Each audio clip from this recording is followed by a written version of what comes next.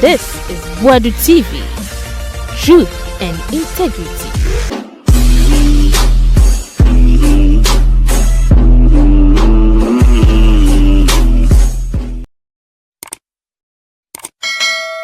Ema munyi na akaba mfambra Buadu TV so yebe show.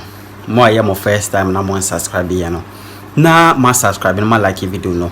Mo comment nso hu hia na ma jatum. Wi ana wa share dem aye. Na last year mo ho ebra na omampanyida da na do lankwa kufa do tedwa so no. Railways old ones na wo ho no. Amanfo bi chase so mu tutu dade keteke dade na wo kwan so no. Omo chase so mu tutu ni na fi pokwase aba bisi domain side omo tutu ye papa na Captain Smart di bia bebom wa kire de enti omo tuye sika akọ railway mu ena afa airport ayese ebese sadin ho kono bayin Captain afire da fam ekwadonko so what is hafi number base na mim so chese na asam ne wuo no kra de eba wiye to ba wiye no bia edin ho na amanfo keka se ma abusona kwaje 300,000 Ghana cedis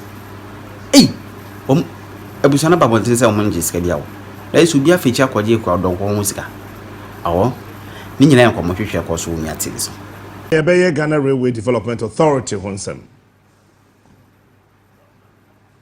Kratani now. We have first document. Second one. Ono so aha. We MPP for now handing over notes. Nyamenam Troy. Captain Smart, the king of morning shows. Now me pesa me ka asem bi kire ye man Penny John Dramani Mahama. Syria. Kotoka International Airport Dina che sesano. Captain Smart, the king of morning shows. He is smart. He is unique. He is the best. Sai din Kotoka International Airport no mentiase.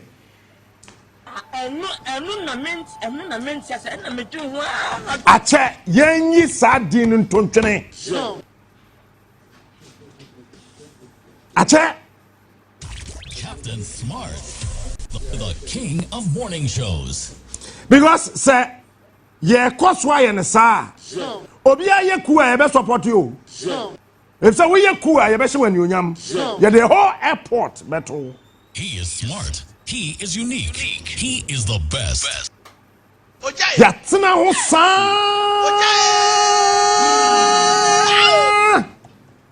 Bibini Na ase eyo obi afe pe oman bia ode ne founder di agoro no ho oman na nye ye o so woni ma me ka he America fo wo ye wo mo den wo Abraham Lincoln o mu ndi ne ho agoro Uko Togo, one first president din the dam airport so. America crowd here, o ma hwe hu say, JFK. On kwade ye bonu to ya. And other parts of the world. Uko Israel, Bengaru airport. Wo mu see airport no na Israelis ni nim say, o man ni see airport. O man ni ba mo so say airport that na mu use go yeah kwa here say this is a new one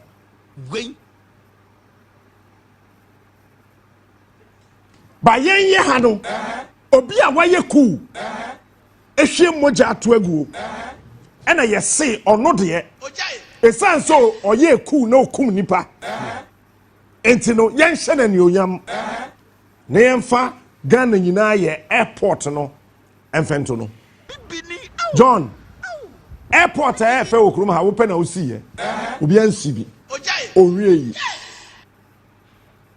mechanic plane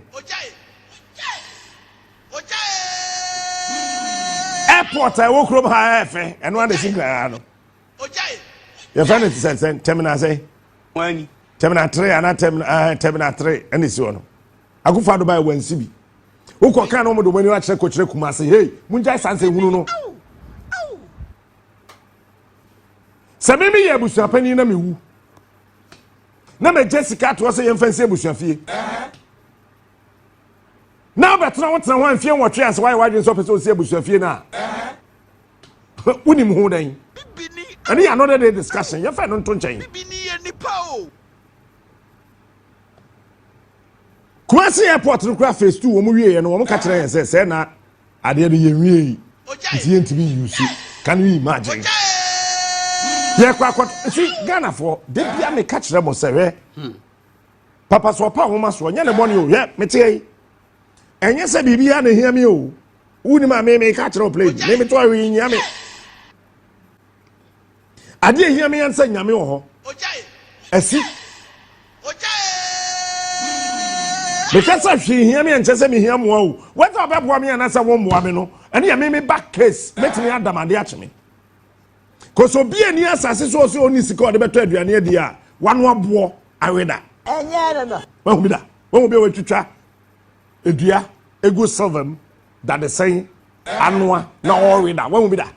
And yeah, 83 a come crab and who's a gun for you and a ball. Hello. It is a what's the assassin so the ore. Eshekuo. Nipa mu a. Trouble.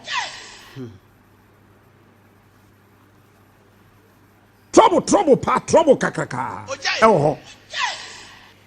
Baba mema radio phone na akwa aba.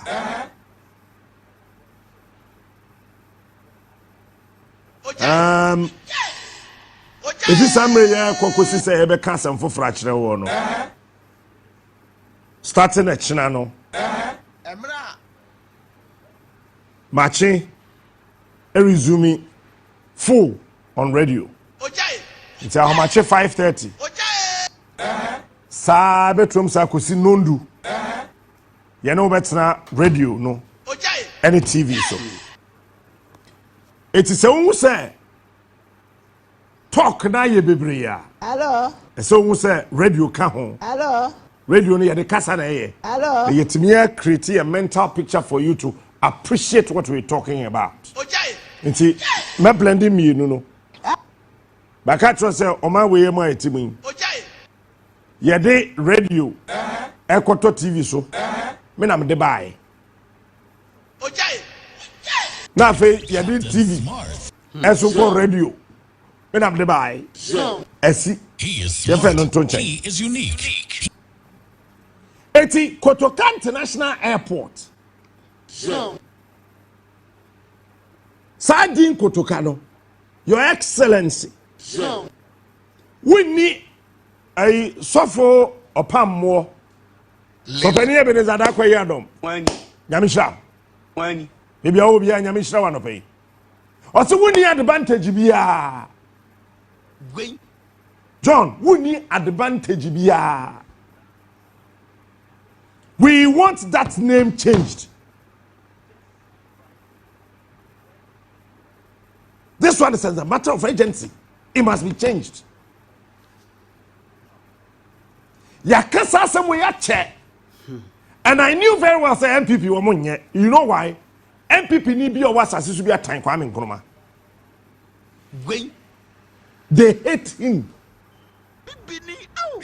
MPP ni we our cover shop. Akotwa to aguo say see the cause ka Kwame Nkrumah enna ne so na Nkrumah be sori aba wiase a ewi na ye pra to aguo no MPP ni ne be gina de eti akwayi anani afre ye onenam Nkrumah ye friend say gabi o se ono de ohia obi a ompe Kwame Nkrumah sema na nani age saa di pa no enu nti na o ye MPP ni bibini ye nipa o bibini o. It is a Wobetna Sasi so. Nipa, the founder of this country. Nanado tribe be so basis on the history of this country when fellow Ghanaians. I fear do baby Kurani, I see JB Dankwa the team, University of Ghana. What a shame and what a lie. JB Dankwa, no, University of Ghana, who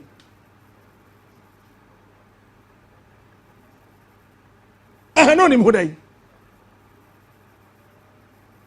Yay.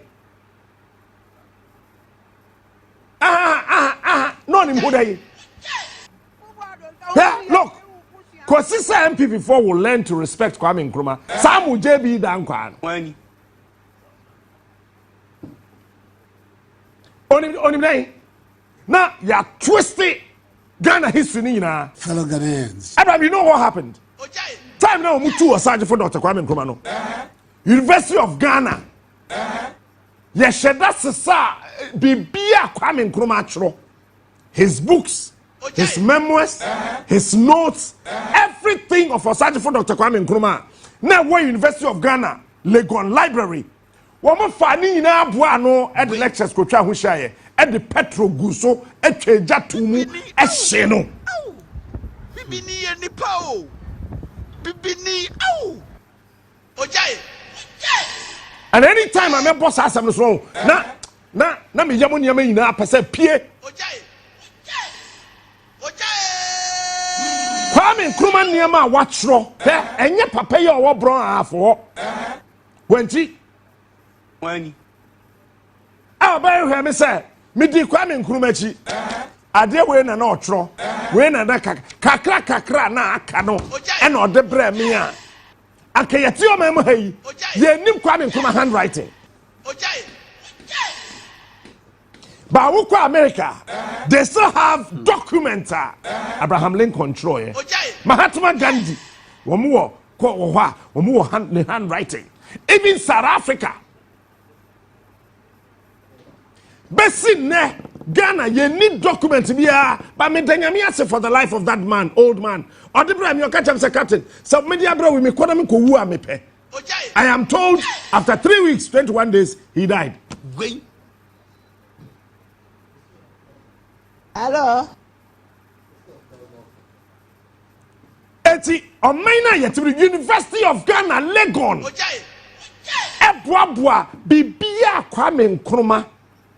Ne ho abakosem ade ode ne nsa atro ade a waka ye de ato ho tie wonim se ai Abraham se Ghana ye pe bibi about ye nsa ase a ye wa age ko UK archives National Archives na Kwame Nkrumah CCC ho no ye kosesa ne ho niam nyina and University of Ghana also say you guys are struggling. You know the danger ahead of us. Say you pe Kwame Nkrumah who history aje ko UK. You before mambefo nipa bone ewudifo. Na sanke Kwame Nkrumah na mu no wetu no awia. Den tina books are watchro. Eniema waka. Videos are ewo ho. Yes sabwa no University of Ghana e di jatum Emma lectures e twa ho hia e hyeni na. Oh Ghana na semzi. Adentra Kwame Nkrumah se Jana. Oni abrofo be ye pe. Gwen.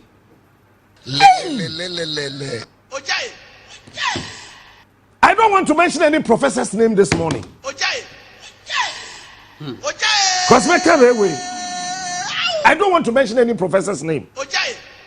I am a body dear as a mini wie. And I know yet net me tea near me the barroway. It's a say Kwame Nkrumah. Number one, you perceive better the D. Any lecturer bia bema our University of Ghana. Number two, Yempesa obia very fair. Any statement made by our sergeant for Dr. Kwame Nkrumah our University of Ghana, Lagos.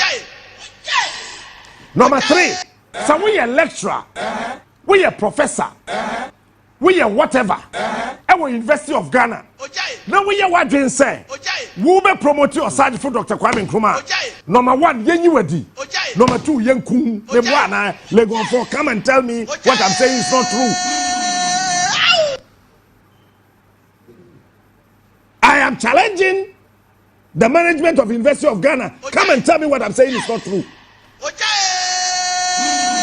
Number four, nobody should invite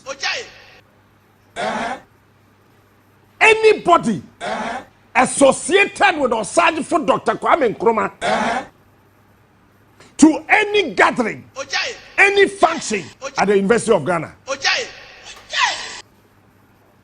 Number 5, listen carefully. Ghana for Muntini, sir. May yemfa obia obey Kwame Nkrumah nim Kwame Nkrumah hu bibia say University of Ghana bodwa sa nipa me yemfre no we ye mistake na wo frɛ ba ho trouble beba the battle adentia Kwame Nkrumah pese o ma Ghana ne abrofo ye pɛ.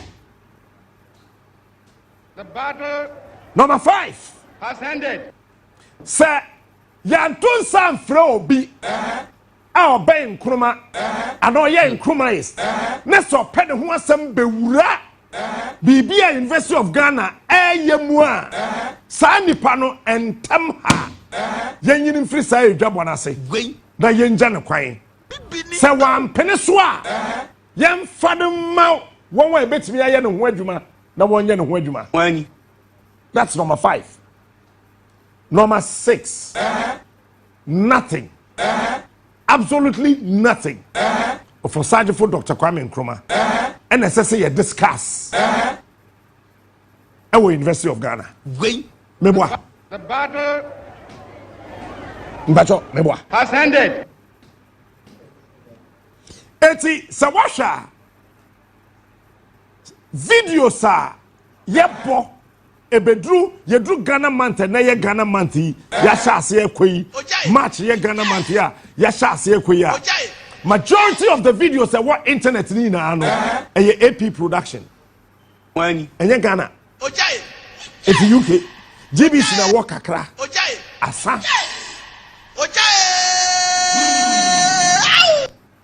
apart from the Ghana Broadcasting Corporation Kwame Nkrumah na tie esi ye resource here, staff here, and one more year, Juma. O man, Ghana near Odikai, I a friend of Kwaku Gatti Tego. I can't news say Dikai, our TV show, Memohano. We are no free wa. Ghana, you need videos, you need pictures. I had them a sergeant for Dr. Kwame Nkrumah the picture. I CNN 4 show videos, the pictures are. I'm credited Abayabi. I've forgotten the name. Saba ya the time of Kwame Nkrumah ye wo no ntiase ye tu Kwame Nkrumah na ye wo no but besi ene majority of the pictures are your search for Dr. Kwame Nkrumah pictures no se CNN a show se BBC a show ye credit Saba ya no instead of crediting one software be software by interview no fear had I forgotten the name Opening Chris Hesse. No, yeah, Kwame Nkrumah, official photographer. We don't credit the man. Because Sana Chris Hesse, a mistake. No, because I didn't try Kwame Nkrumah pictures. Na yemfa credit in the manner. So all of them were silent. Everybody was quiet. They were afraid. They have to run away. Now let me tell you the danger. Something very dangerous that happened. Go to Nkrofo. Kwame Nkrumah and utina nanano ma him for one Nkrofo eh any kwasa mo ma MPP ye campaign o crop da ko say wiase we be say you know what happened you pimpening for you pimpening for they instructed number 1 ordered number 2 made sure so whatever instruction and orders given were executed to the latter.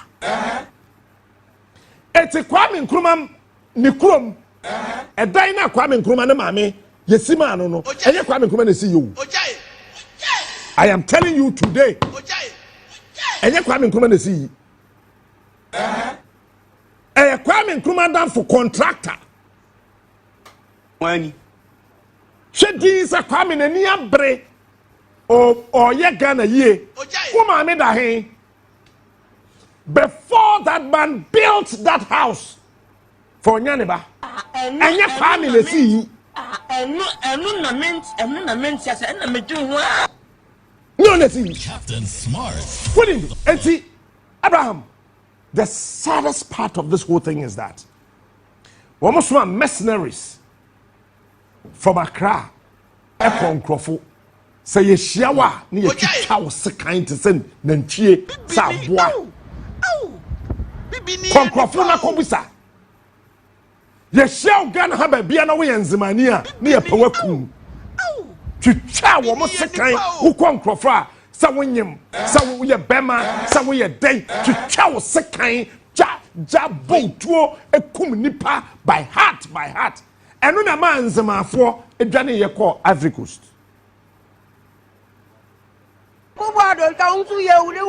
Eno na ma nzema wo mo dimirika Freddie Mewe o Ghana ni ni ma me ne papa e so mo dwane because ogoro ho aye beku won ena ma nzemafo dwane ye call Ivory Coast. Afa what is our history na say? When we dey chance ma for no a man who so na kwa Ivory Coast.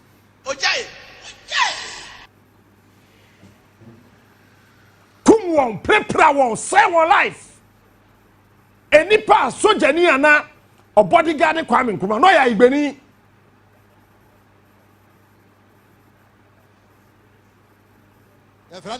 Me the din Samewo me ntiase. Or the Godwin Samewo.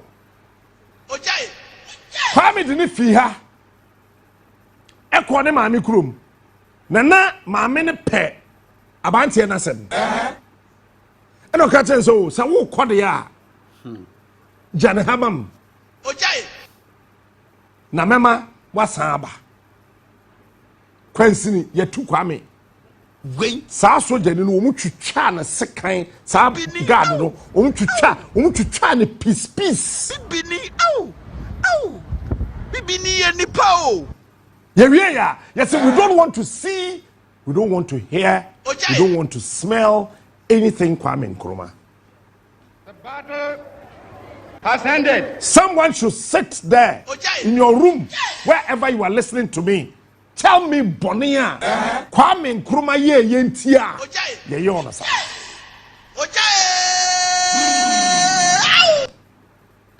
Kwame ye Bonia. That's what Obi can't me. Yes, yeah. Or the Prevention Detention, Preventive Detention Act, PDA, and the other Parliament.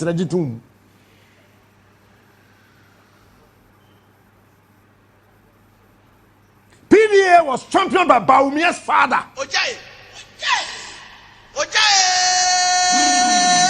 You before, Mama Manina, PDA was championed by Baumia and Dr. Mahamadou Baumia, ne papa, listen, and a champion PDA. You see, you didn't crop for who crop by a chicken crop too. He was championed by Baumia's father. Dr. Mahamadou Baumia, and you didn't mumuni Baumia, he championed that course. Mama Mistia. This on what about me and I don't control. Mofastiano, Emani. Kwame Nkrumah's legacy was massacred.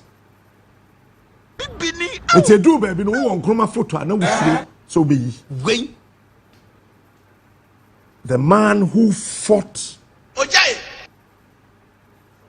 laid down his life unconditionally for the development of this beautiful country. Ghana, your beloved country, is free forever. And Professor, I say Ghana national. Why I tell you, you guys are crazy. What do you report to Ghana national? Yeah, Ghana student Eddie. So I'm also fighting for independence. Your JB Dankwa was behind the sack of those students. He orchestrated their sacking. Kwame Tipejo 544 more. And who saw Munjan he stopped. And Obisa said, then Omoya, Omocha said, Omoya students. Tisana said that you were to Kwame. So when Kwame Nkrumah Ghana for a budget was stood at the end of the year, senior, who can occupy Chomaya. Kwame Nkrumah said, no. No. yenye yensu ya bete ye de Ojai. ena Kwame Nkrumah di mirika eko ogwa ahen ho kwaje asase na etesoro ho no Ojai. ena osaje for the start Ghana National College. Captain Smart, the king of morning shows. Or they could say Ghana National College. I keep asking people, wouldn't the enter Kwame Nkrumah say tomato factory no Nkrumah? One this month, I'll pick every single factory of Osaje for Dr. Kwame Nkrumah and tell you the history behind it, why Nkrumah set up those factories. Captain Smart, the king of morning shows. The yaya will come and say, you run it down the image of Osaje for Dr. Kwame Nkrumah. The battle has ended. Waste his legacy. Throw away everything of Osaje for Dr. Kwame Nkrumah. Men mayen ke Kwame Nkrumah. Eti sa mo napo no sa akwa no. Ne ma me fi. Sa akwa no. Eti bi hwe nyame anim tena simpie so. Sa mo Kwame Nkrumah no. Because oyeden oye UP asini. Sabi eburu sabi enyado. Ba afa kotompo nimu de. Nimu nyansa. Na dwimu da ho. Oh, lidi yakura mama tebe ho ba yempo no. Ba afa koto ankasa ntia kwa be Nkrumah. Captain Smart. Aje sa mo napo no. Captain Na kama ba Smart. be vice president me yare. Na ka ya better sorry 2025. Na if ya tago kan news a. Ghana man pani abedi chire Dr. Matthew Opoku Prempo to say Erade ya dase. Mama san num we apa yetire ho. Na kam napo be vice president. Listen, you can't drain the blood of your father Captain Smart, the king of morning shows. and think that you can live forever. It will never happen. It's Your Excellency, John Dramani Mahama, Yepacho, Yesrew. Saadiana is Siho. I had that friend Kotoka International Airport, Yepacho. Ojai. Ache. Ojai. In any case, any Kotoka they see airport no, Kwame Nkrumah they see here. Ojai. Ojai. That airport was built by Osaje for Dr. Kwame Nkrumah. It was not built by Kotoka. The battle, Kotoka didn't even add a block to it. Not even painting the to it. battle has ended. But listen, yes, Kotoka ye Bema. Bema only chop money. Kotoka ye Bema. Bema on Sheba. Ojai. Kotoka ye Bema. Bema on trail light bill no water bill. Ojai. Na say Kotoka ye Bema. Kotoka ne Bema ye nyina ne say waye den. We tum Nkrumah. Le. Ojai. Eti ye the airport no. Going. Ato Kotoka. Your Excellency John Dramani Mahama. Ojai. Let me tell you, Ojai. I believe in you like the way I believe in J.A. Kufuor. Ojai. I am restricting myself to the Fourth Republic. Ojai. Because a Ghana her president, Mijini Dipa Kwame Nkrumah, but I'm restricting myself to the Fourth Republic. Fellow Ghanaians, John, I believe in you. Men I'm catching now. Maybe you yourself, you don't know me. I believe in you, Papa. Somebody, woman, you are the only person who can clear all the mess. Ojai. Kotokano ache. The bosom nobody will cheat. Bosom no so wedi ache ache. Ojai. Jetta. Enti yesrew. So. Yifri ho. So. Captain Smart. And then King of you morning launch shows. Media General Ghana month. He is smart. About 9 o'clock pepe pa. You launch it menche. Na makacho se meka railway assemti meka.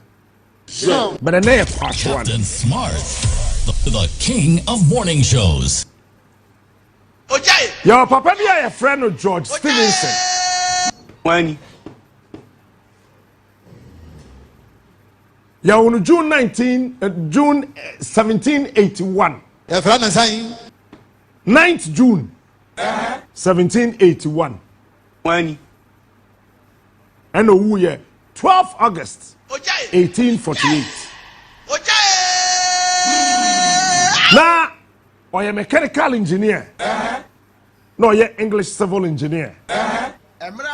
Ono na ya na ye kase oye the father of railways. Ojai.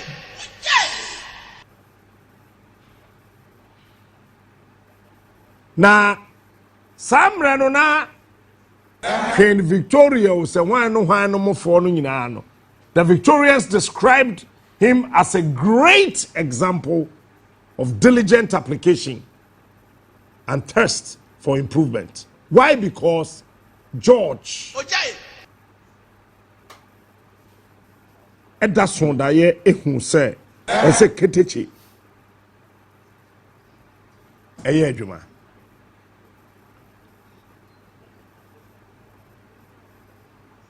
Na wo hwɛ ne nsusunyɛ ne n'adwene ne nneɛma a ɔyɛ to hɔ nyinaa ɔno deɛ ogya hɔ 81 Richard Travitic, this man Ojai. and our yeah Ketecha, the first steam locomotive railway. Do you know ebe we say? Ghana, to cut the long history short, abrofo ne buy no. Ojai. One be who say your gold, Ojai. your diamond, your bauxite, your manganese, your cocoa, your timber, name it. Your ninabi. Ojai. Eti abrofo no hu yansa say yentimi nkasa Ghana ni nso akoko boto emfi se hwibodi emra tema hamo Ojai. ebeche Ojai. eti sana tie dia trade no won beye bi e Ghana ha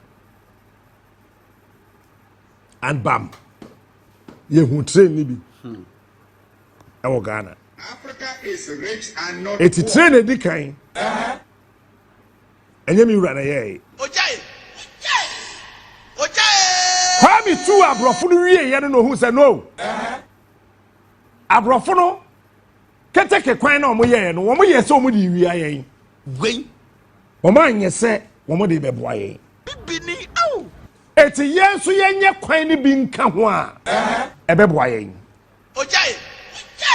ani keteke kwan a aka ewo Ghana ha no enyina Ojai. Kwame eye to ho Africa is rich and not poor.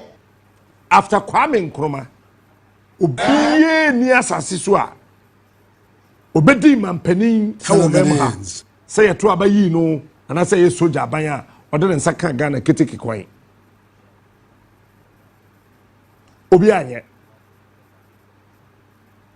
ebedu Rollins so it is over kaya Western region baby ani ade keteke efa manganese no Ojai. Rollins kwaye kwasafo dwuma ewo ho communal labor ye friend kwasafo dwuma ono adi mboza da ne kon ho na osoa bi said ye be ya ye betimi esese ye keteke kwan that time na ye PNDC na nye NDC efi samra no besi ne pacho bi nkyerɛ me Ojai. wo ho ane ya ka kyerɛ wo ye be tema Accra rail lines no ne yakɔgye sika boom na yɛ de yaba time Professor Christopher Ameyewa Kumfi bɛyɛ Minister of Ports, Harbors and Railways. Ojai. Oh, krom ha yakɔgye sika boom e bɛyɛ keteke kwan Ojai. ekowie sɛn Ojai.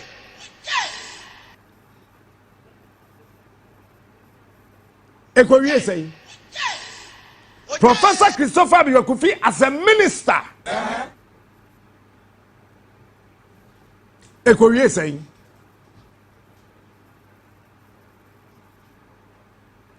yɛte sika gye besia gye nneɛma si yɛbɛyɛ keteke kwan foforɔ okurom ha Ojai. ekowie sɛn gye ekufo time asɛm na meka no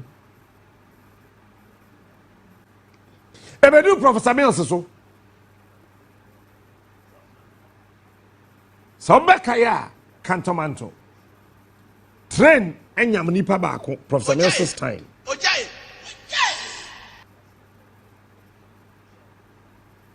Kwame Nkrumah keteke kwan na da hɔ dada nnade no ɛnade ne da hɔ metre na ya na afa so baako ya na afa so baako wote wa mo mote ayi dwawulu no wɔ abɛte po Ojai. bɛka ewo ba Ojai. Ojai. ebedu akufo ado so a watch this ɔse ɔyɛ rail lines foforɔ tie bi yiw eti mpakadan yɛkɔɔ that time na yɛwɔ Angel Ojai. God akosomo ne yɛkɔɔ na baby yɛkɔyɛ first atimpoku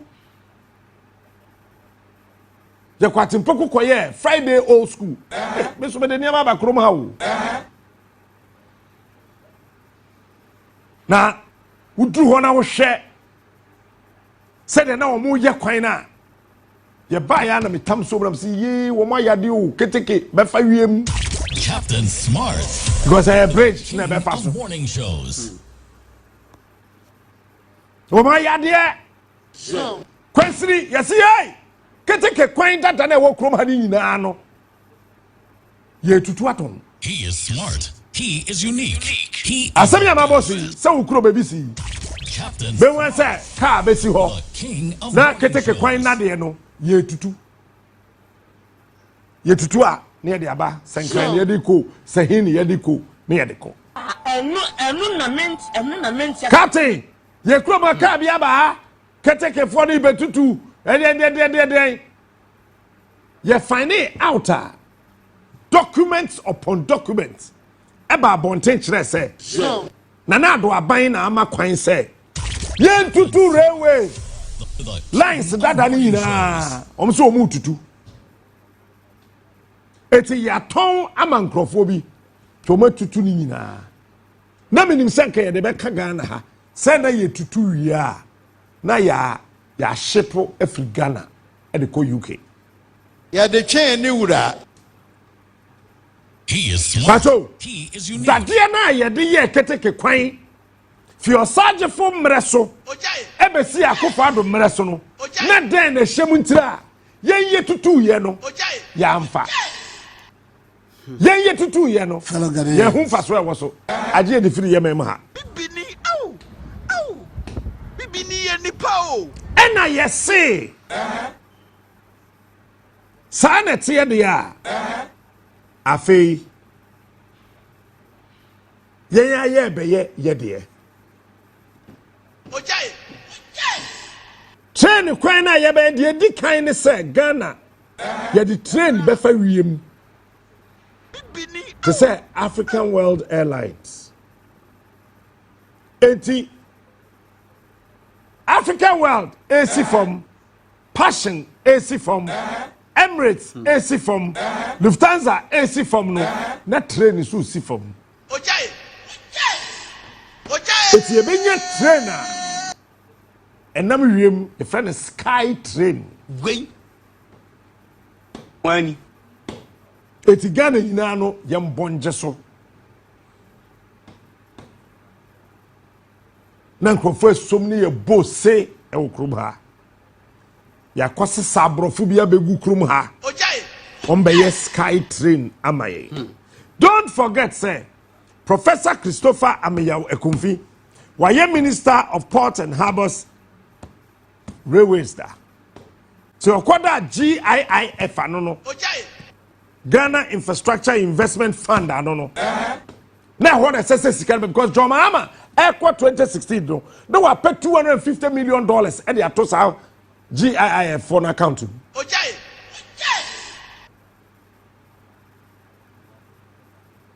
Yes, yakoyi mu $2 million. When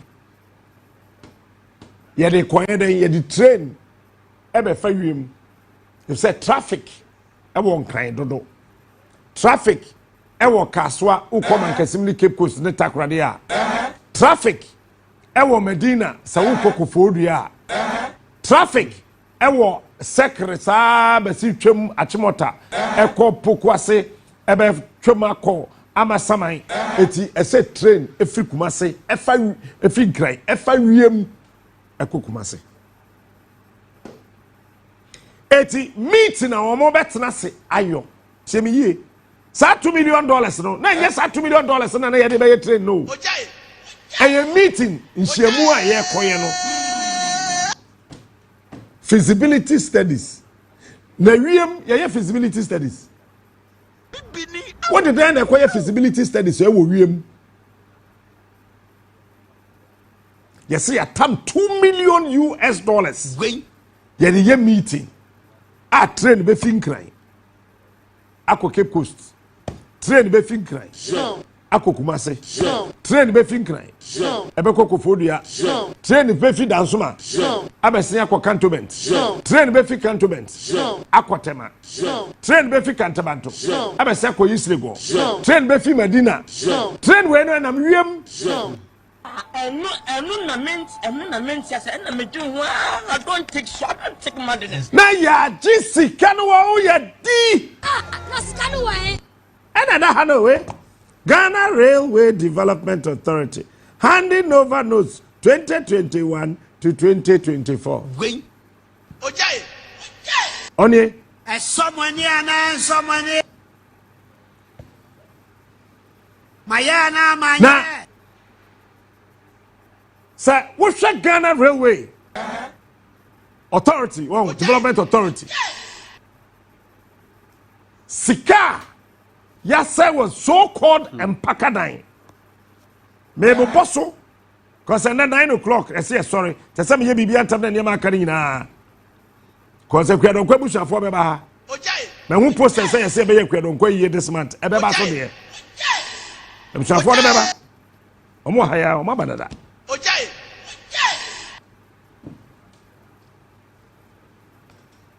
Yes, say, I am Pakadine. Ghana, ye keteche kwan. Keteche kwan na ye no. Sika buburuja. When And ye de yo. Over 500 million euros.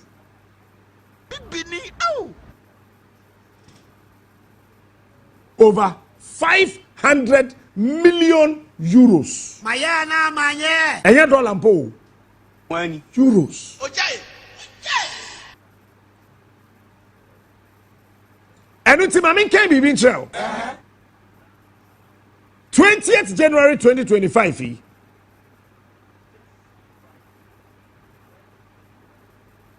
The chief director Ojai. of one ministry of railways development. Don't forget, say, a railways development ministry because that time, you know, that's our ministry do not need no. Kratabia Kodi, the attorney, the honorable minister, office of the attorney general, and ministry of justice. Ojai. P.O. Box MB60, Ministries, Accra, Ghana. Attention 1, Chief Director. Through the Chief Director, Ministry of Railways Development. P.O. Box MB 453, Ministries, Post Office, Accra, Ghana. Dear Sir, Project TNA Fellow Ghanaians. And then we launch now move down. Said about your china. To me amount details ni ye. Part 1. A chamema video wa Kwame Nkrumah Obie Ghana Railway ano. And in summer hodwa ka ho kan. Ojai. Bi e chire wotum na ha nye de. Ojai. Construction of sections of the Western Railway line on standard gauge from Takoradi Port to Huni Valley.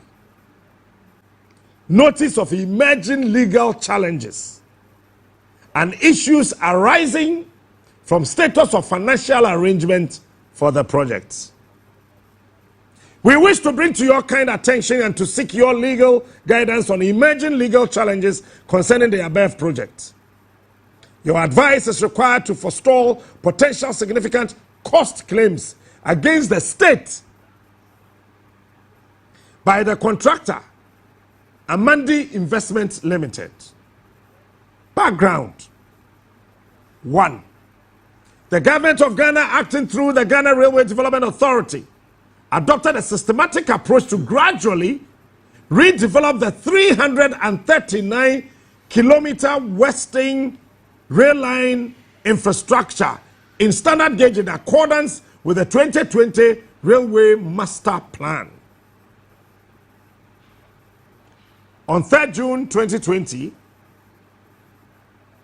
the Ghana Railway Development Authority, the employer, entered into agreement under the FIDIC conditions of contract for construction of MBD Harmonized Edition for building and engineering works designed by the employer, Red Book, for a total of 500 million euros, with Amandi Investment Limited, the contractor, for the development of 78 kilometers of standard lines along sections of the Western Line from Takoradi Port to Huni Valley.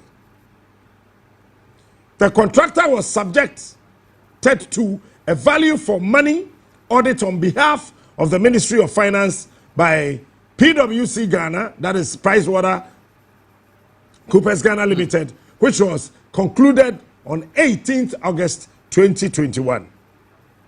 This railway line is being developed primarily to facilitate haulage of manganese from the Nsuta mines and bauxite from stockpiles to be developed at Huni Valley.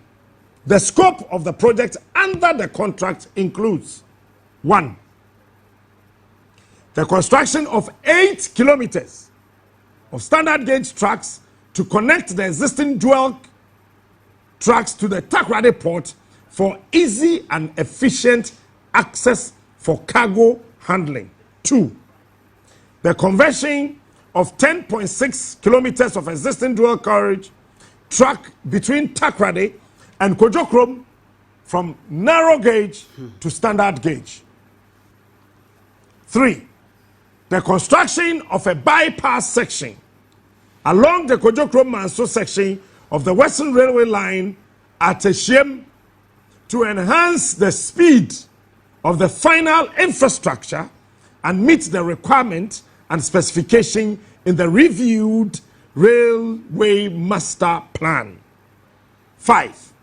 The construction of the railway line from Manso to Huni Valley, approximately 70 kilometers of single track lines, including 10 kilometers of loop lines and station double lines to improve availability of the line for express trains and give priority to passengers over cargo trains.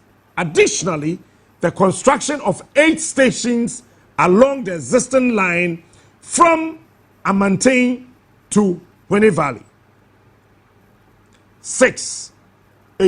I stand for 1, I stand for 2, IV 4, V 5.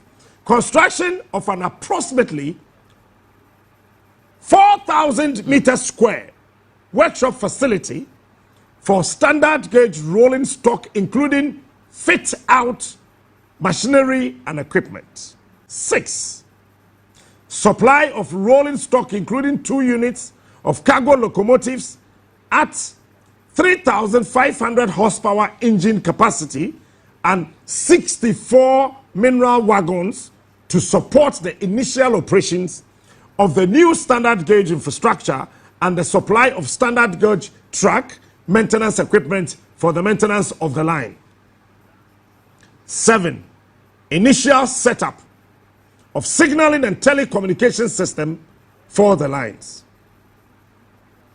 Copies of the contract and the minutes of the negotiations after the value for money audits are attached as Annex A and B respectively. If you actually kono, you better Annex A and Annex B. No. Preliminary construction work started in June 2021, followed by a sword cutting ceremony by the President of the Republic of Ghana on 5th July 2022. Do not forget, say, Sika Yekan Wasemino, 500 million euros. Official commencement was achieved on 28 November 2022, following the achievement of all the conditions precedent for contract effectiveness and handing over by the employer to the contractor of 70% of the sites free from all encumbrances in accordance with subsection 8.1 of the particular conditions of contract, which states the project commencement date shall take effect when 70% of the site is handed over to the contractor, free from all encumbrances and all other conditions precedent as listed in subclause 7.2 of the contract have been fulfilled. The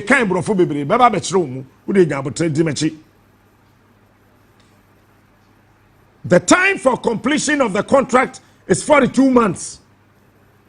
500 million euros, no? You have 42 months.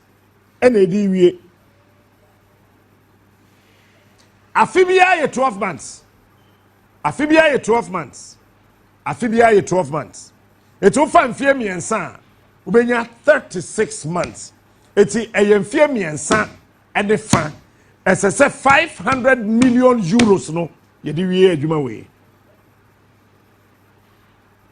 80 dimechi na yenko. The time for completion of the contract is 42 months. From the commencement date, with expected completion, date set for 28 May 2026. The government of Ghana, acting through the Ministry of Finance, the borrower, entered into a loan agreement with Dutch Bank AG to provide funding for the project after obtaining the requisite parliamentary approvals. Following the receipt of the advance payment guarantee from the contractor, an amount of 68 million euros was paid to the contractor as advance payment in line with subclause 4.2 advance payment of the contract agreement. Subsequently, the contractor has received payments in 6 interim payment certificates, IPCs, amounting to 130,264,811.92 euros, over 130.2 million euros, as detailed in Table 1. To date, the employer has made payments amounting to 198 million euros to the contractor.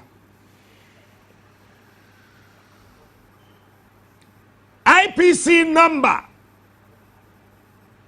1, advance payment 68 million. Amount approved 68 million. Total approved amount 68 million euros. Amount released 68 million euros. Date of payment release 27th October 2021. Total released amount 68 million. 25th October 2021. Approved amount 14.1 million euros. A big wetchery, but I don't mean Sam Adaje. Uberie Anwa 26th November 2021. And so another 82.1 million euros. A big wetchery, and also you release here. 80 in total 7 kilometers. Kwensiri mako and so etre ye de bia ka home na ye do etre po baako 10 kilometers. Se ya me no kasa no. Contractor no Amadi Akufado ne naban etam Ghana sika 198 million 264,811.89 million euros. That is almost 200 million euros.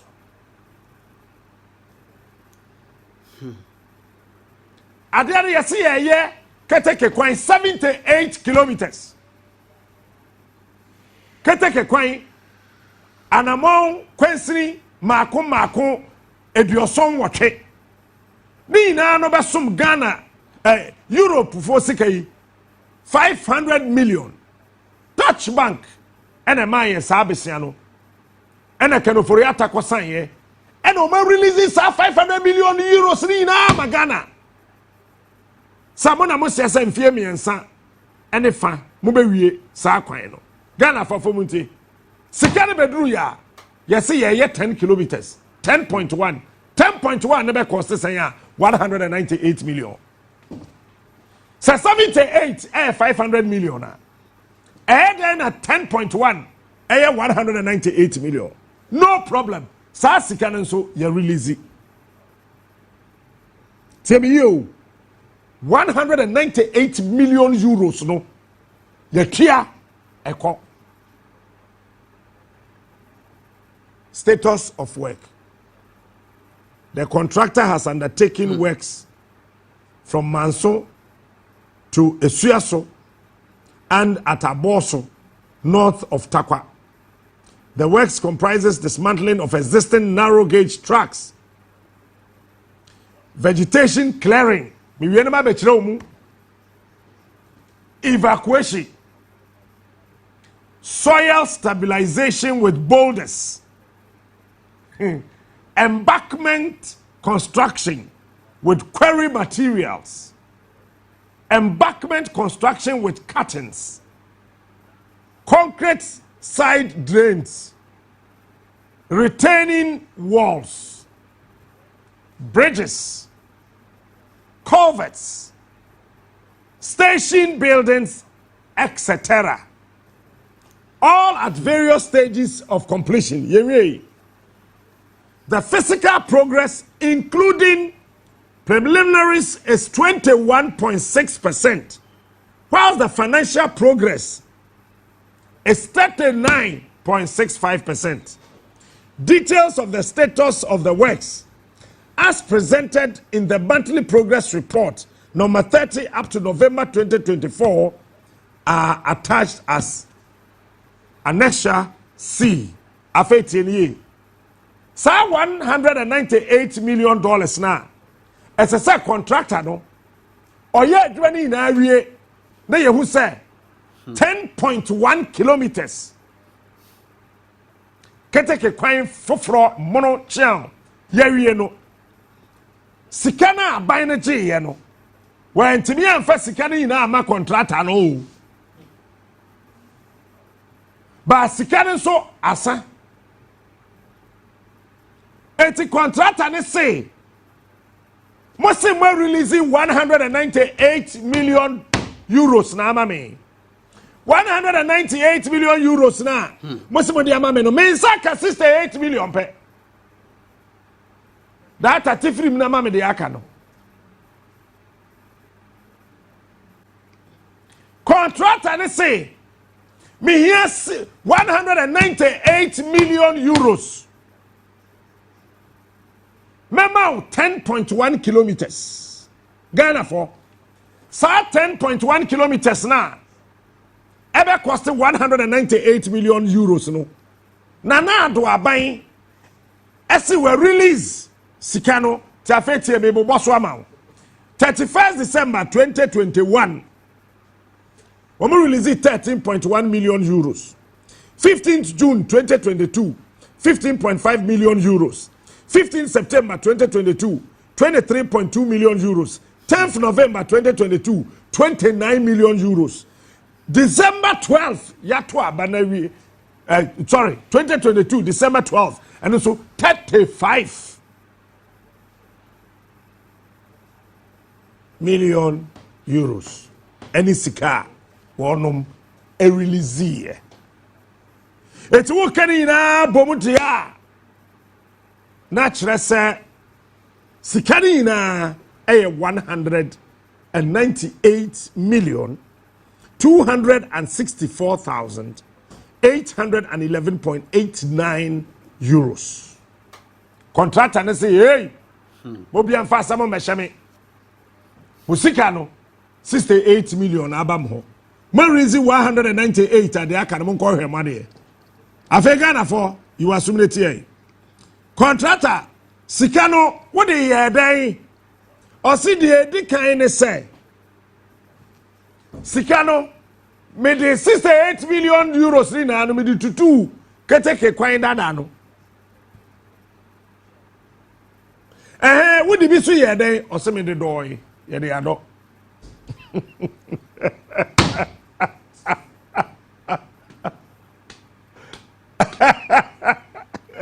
hey, it's not bad, bruta. Because I never time as we promise 7:30. Time na so. 80 contractor say number 1. Keteke kwan dada na. Abai dia ma contract for. Emen crofo tutu ni na akwakoton no. Contractor say na won abai say odeba o so omututu sa crofo na o me fake. Ono contractor mom na san tutu gu ho. Ah! And then maybe now this is 8 million euros here. Also, the door. When? But they are clearing of vegetation. When? Mediacodo. Okay, $68 million. And then euros. Then are there? Also, the system will na the door. You know. Ah. What do you do? Or say who? The academy also the assistant would. Mami Fancia. When? To be continued, part 2. It's Ghana, you had 68 million euros. You had the when? 68 million euros. You had the Akodo. You had the Ado Kwan chain. The Ado. Yes, Akodo. What for baby? What's soon Kotoka do ho? Was Akodo 68 million euros. Me dey see her. And then be na contract and this kind of year. I know yeah, China.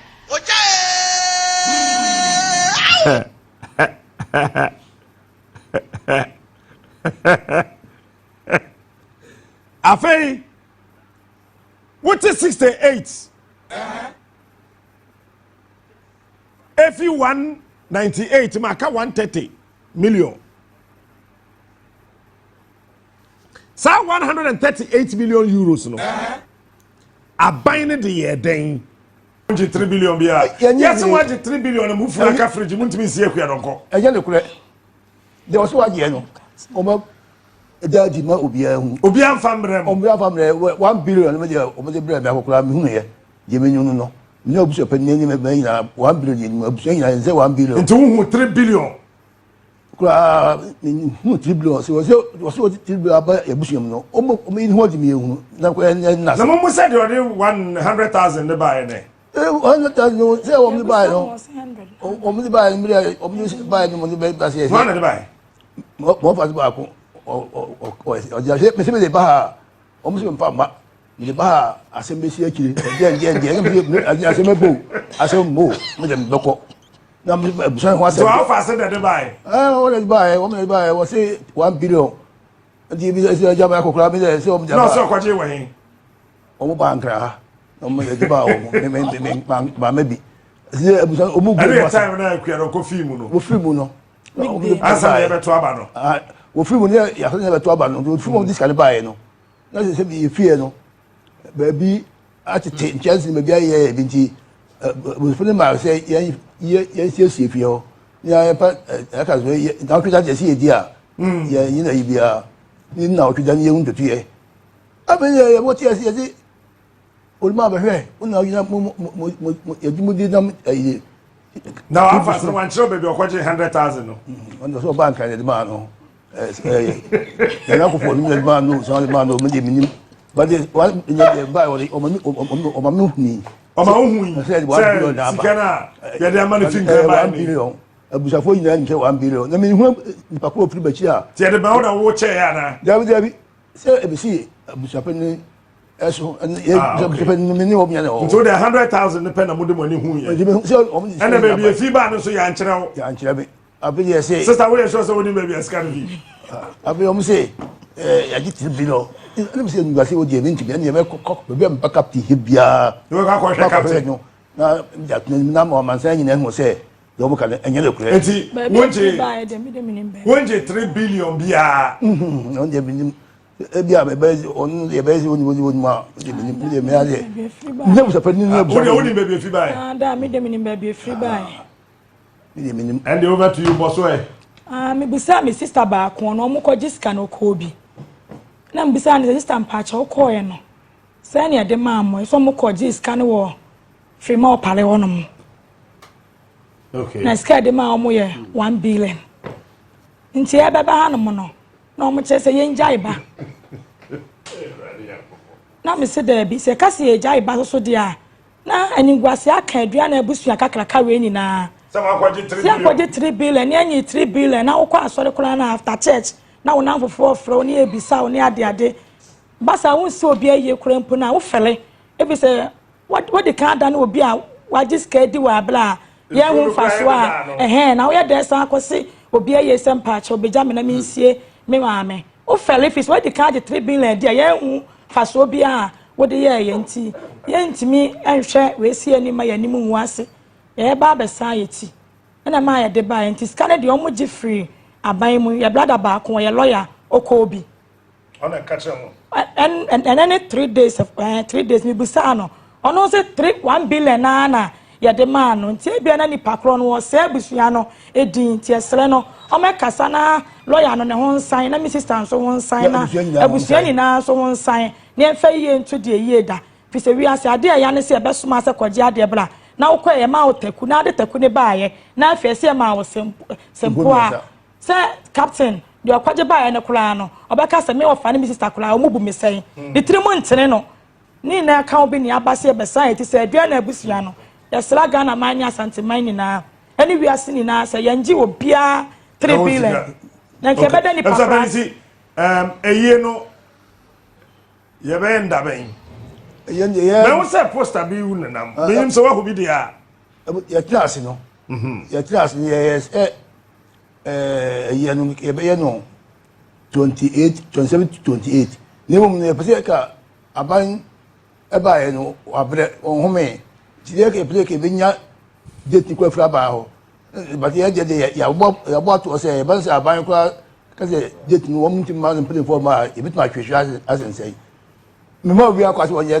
krata e ya bi ho sa de me mo won kra mo ti say o ma ye krata ya krata ho na ye krata me mfre busapen na kasa musa de busapen o kwa ye krata o so ndi onu mo hwe ndi o ye krata na de aba o maso anti o no nim ni po yes our posters no ye ma ni pakrota ku na asim po on fanya krata me ni aba no o ka so ye tnas ni ye ni ska no se ye so mama no se ko nko no mu no ne ba no a won ne tse ne ba no ene onua ma no hwe wo mu no ye nyina hia ye de abusua ye mpa bu chemti ya bo made ye ka ye nya tofa se ko nko ma ye nan so ya mian mu ne ko nu de ko nko no ne ba wo ba ko pe ba ko ne ko aso sebi ofiri mo nko la bilim ti won hwe onua ma ne nyina ndi ye so and the tin was ampa ye so sebi ye wotimfo